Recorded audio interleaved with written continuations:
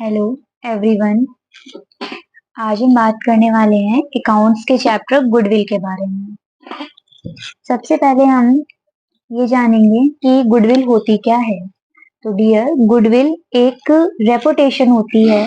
Goodwill को अगर simple way में हम बोलें तो गुडविल एक रेपुटेशन होती है। सपोज हमारे पास गारमेंट की शॉप है। मिस्टर ए मिस्टर बी दोनों गारमेंट की शॉप करते हैं एंड मिस्टर ए के पास में कस्टमर्स अनलिमिटेड आते हैं, बट मिस्टर बी के पास में कस्टमर्स लिमिटेड है। दैट मीन्स कि यहाँ पे मिस्टर ए की गुडविल बिजनेस में अच्छी है, जिसकी वजह से कस्टमर्स मिस्टर ए के पास में मैक्सिमम आते हैं।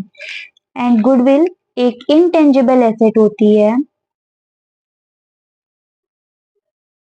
अकाउंटिंग स्टैंडर्ड की अगर हम बात करें तो गुडविल को अकाउंटिंग स्टैंडर्ड 26 में डिफाइन किया गया है। Okay, goodwill is a reputation of the business. Goodwill क्या है? तो अगर हम बात करें, goodwill is the reputation of the business. Okay okay, next बात हम करेंगे गुडविल टाइप्स कितने होते हैं। गुडविल 2 टाइप्स की होती है। First self generated and second purchase goodwill.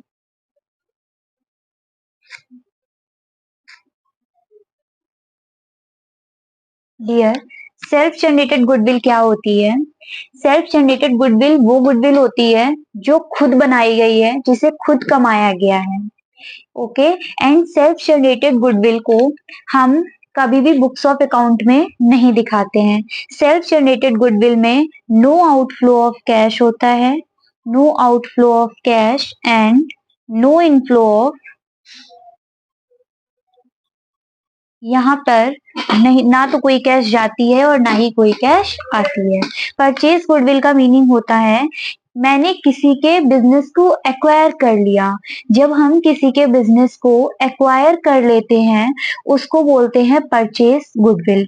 यहाँ पर आउटफ्लो ऑफ कैश होता है, आउटफ्लो ऑफ कैश होता है, जिसका अकाउंटिंग में ट्रीटमेंट हम कैसे करते हैं, बैलेंस शीट में हम एसेट साइड में इसको दिखाते हैं। Okay okay, and self generated goodwill के बारे में अगर हम बात करें तो इसको नॉट शोड करते हैं in balance sheet. Self generated goodwill में कोई भी कैश आउटफ्लो नहीं होता है, कोई भी कैश इनफ्लो नहीं होता है, इसे हम बैलेंस शीट में नहीं दिखाते हैं।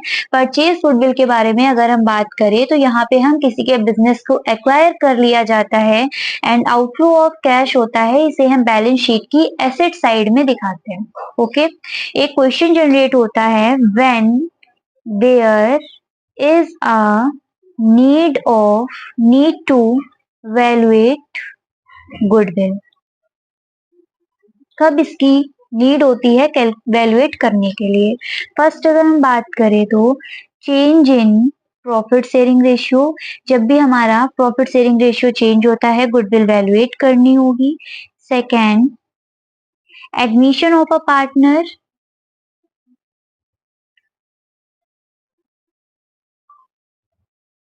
Next, retirement of a partner.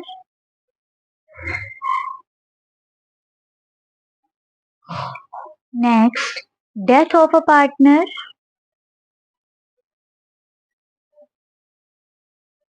Next, amalgamation.